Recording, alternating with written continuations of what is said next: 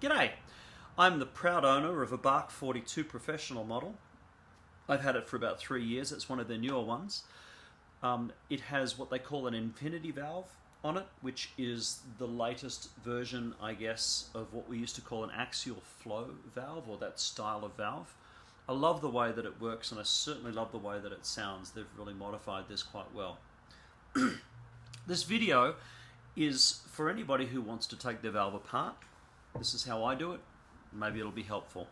First thing I'm going to say to any of my students watching, if you are either a young student who's only just started playing one of these and doesn't have much experience, or if you're a person who maybe feels a little nervous about your abilities to do this and to not lose something or to not damage something, this is not the video you should be watching.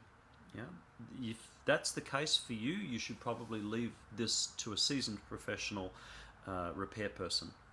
If, on the other hand, you're like me, a professional, and you like to do your own maintenance work, and if you're careful and you like to, I guess, be self-sufficient, then that's the purpose of this video.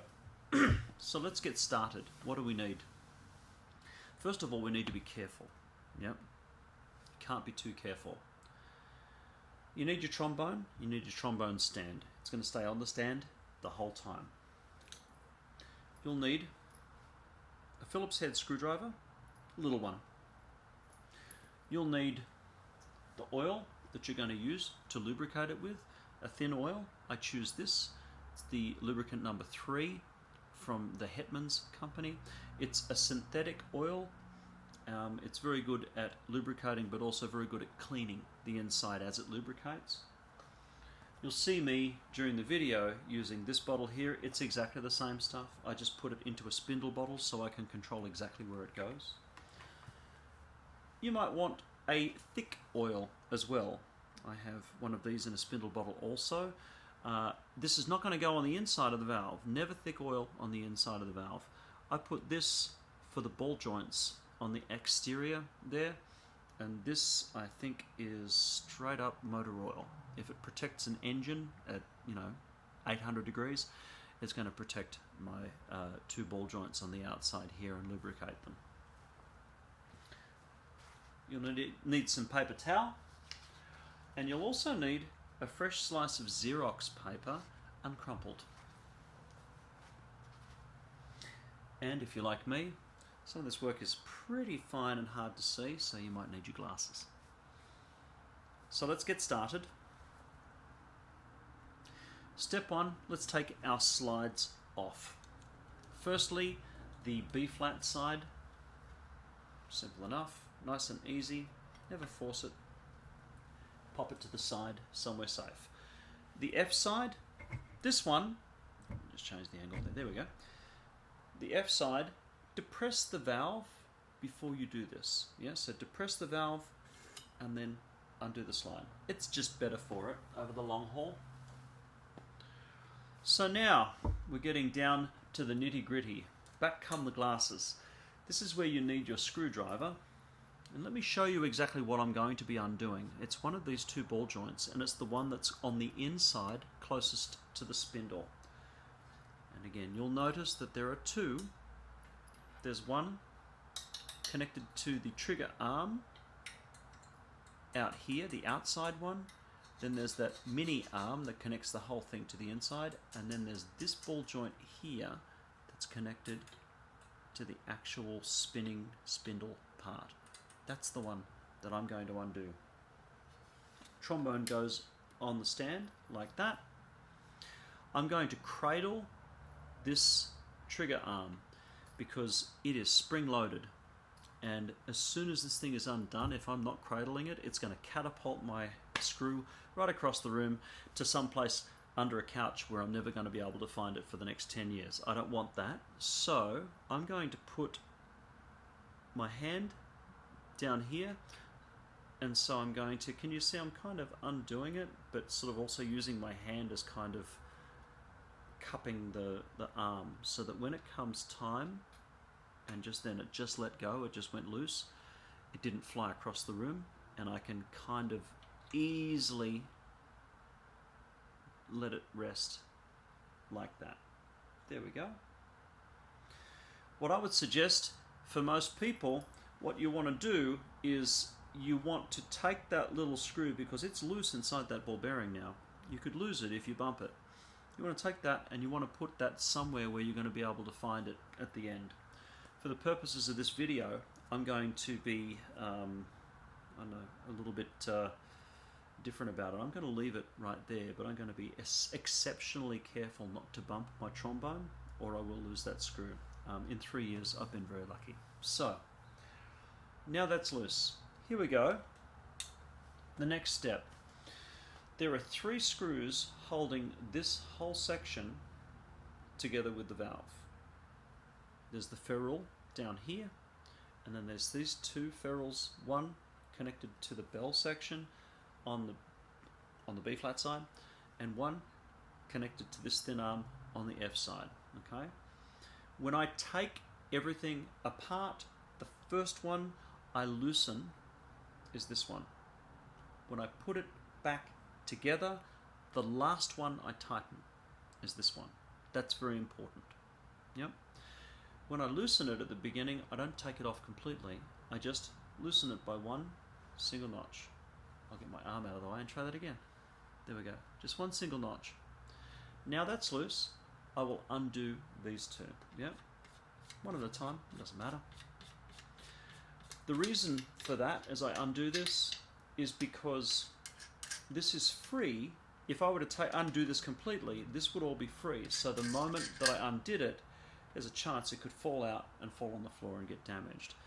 But with this still somewhat attached but a little loosened, now I can hold on to it and complete the job while I'm holding it nice and safe. And then just ever so slightly pull it out of its slot, and there you have it. That's what the inside of your infinity valve, or if you're doing this with an axial flow valve, that's what the inside looks like, kind of. Yeah. So I'm going to take the ferrule part carefully off, because we're going to clean that too. I'm going to put these to the side for a second. And what you have here just looks like a funnel, like the opposite of the cone section that you were just looking at. Let's grab some paper towel and get started cleaning some of this crud. On the inside of this ferrule, that's the thread that we were just using. I like to clean that thread off and the inside lip of this. So I'm just running that piece of paper right around there.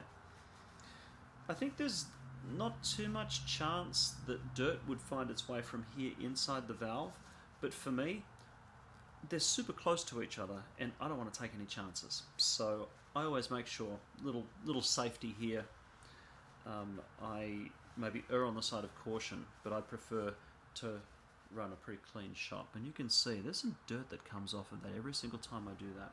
Okay, so that now is dry and clean. I put that to the side. We'll come back to that later. The inside here, I'm going to clean the funnel section of this. You want to get somewhat into it, into the inner workings, but be careful. I'm actually using paper towel, and this is fibrous. So if you really start to get in there, you might accidentally rip some of the fibers away from that, and then that would be the same as putting dirt back into the valve. It's going to slow down your action. But you can hear how clean the inside of that valve is. I'm just making sure to clean those ridges, because that's where dirt likes to collect. And I'm not sure if you can see that in this picture, but can you see there's a bit of yellowing on that ever so slightly? That's what I'm talking about. That's why I have to clean it out so frequently. I want that out of there so that I can have a nice, clean, working valve. Every once in a while, I might even just put some of the paper down into the pipe itself, specifically because dirt collects in there as well. You can probably see that little ridge of dirt there. Yeah. And all of that is just waiting to get back into the valve. So I want to clean all that out. Yep. That is dry and clean. We move on to this section here. Again, carefully pick up this section. grab another paper towel and clean off the cone section. Nice and light. You don't want to be too forceful about this. You don't want to scratch the surface. You just want to brush off any dirt that might be there and clean off. Sometimes you'll notice a discoloration. It doesn't take too much effort to do that. There's one surface we haven't cleaned yet, and that is, as you're looking at me right now, that's the bottom of this triangle if it's a two-dimensional object. If you're looking at it three-dimensionally, that bottom is actually a circular disc, and that is taking most of the friction of the working of this valve. So we want to oil that, and we especially want to make sure it's clean, but that's a little more difficult to do. A repair person would take all of this apart completely and then clean each of the sections separately. I don't want this video to be much longer than 15 minutes, so what I'm going to do, that's where this piece of Xerox paper comes in, but there's a bit of a technique involved. Can you see that spindle right there? I'm popping my thumb on that spindle and pushing it. And that's specifically to make sure, if you listen really carefully right now, can you hear that popping? That's the tiny space that's in between these two surfaces, those two surfaces that are both round discs. When I put my finger on that, I'm just making sure that that's as open as it can be. The tolerance on these, it's fine machinery, so the tolerance on these is very, very fine, but I want it to be open as it can be so it'll accept the thickness of this slice of paper. Take a dry spot on the edge, try to keep it nice and flat, and I thread it into the space, and I don't joke around. Can you see how that just brought all of the wetness from the inside of those two surfaces, and maybe any dirt that was there as well, and old oil? It's just cleaned all of that out. I'll do that a few times. I wouldn't be too forceful with this section, and I would most certainly not leave the piece of paper in there too long. If you do, you can see how wet it just got, and over time that piece of paper is going to maybe get a little weaker, and when it gets weak enough, it'll tear and rip, and then you've got a little piece of paper inside your valve, and again, that's going to slow you down just like a piece of dirt, so you don't want that. I'll do this just a few more times. I do this usually until either the paper is running clean or the paper is running dry, or a combination of both. It started to dry out, so I think I'm done with that. I've cleaned it out nicely. So now, onto our oil. A couple of drops inside the funnel, easy peasy. A couple of drops on the cone, simple.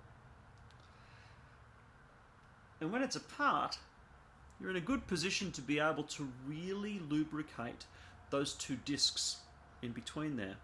If you have a look here, can you see, you can actually see, oh, I just got perfect angle then. You can see right through when it's lined up with the pipe, and then when it's not lined up with the pipe, you're actually looking directly at the surface that you want to lubricate right there. So I just train this right in there and just put some fluid right on that part and work it in a little bit. Cool. So now, let's put this all back together. There's your ferrule from before. We're going to thread that back onto the back end. Make sure that the thread is facing downways or facing toward the valve. Otherwise, you're just going to have to undo the whole thing again when we get a little further. Yep. Now, as you're putting this back together,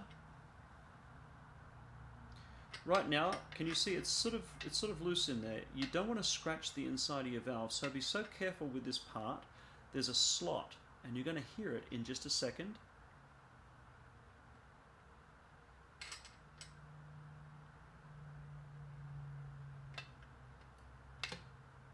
Do you hear that? It just slotted in. Oh, it really slotted in just then. That's the lovely sound.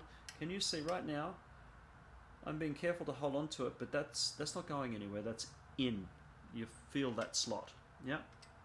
So, step one. You remember how I said before, when I take the valve apart, this ferrule is the first one I undo, but when I put it back together, it's the last one I do up. That's what I'm going to do right now. I'm going to leave that one, and I'm going to do these two, sort of both at the same time. So a turn here, a turn there, a turn here, a turn there, turn here, turn there. And they're going on nice and easy. If you're doing this part and it feels like you're really working to screw that on, then that means you're out of alignment and you don't want to mess around with that. You should undo it and try to line it up again and get it back on, because you don't want to strip these threads if you can help it. But these, you can see they're pretty easy right now. That's pretty easy. And I do it this way so that I am certain that that pipe is absolutely in line with where it needs to be before I put this one on, so that I don't strip this thread.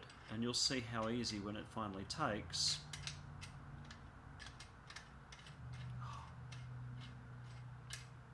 Nice and easy. Yep, that's what you want.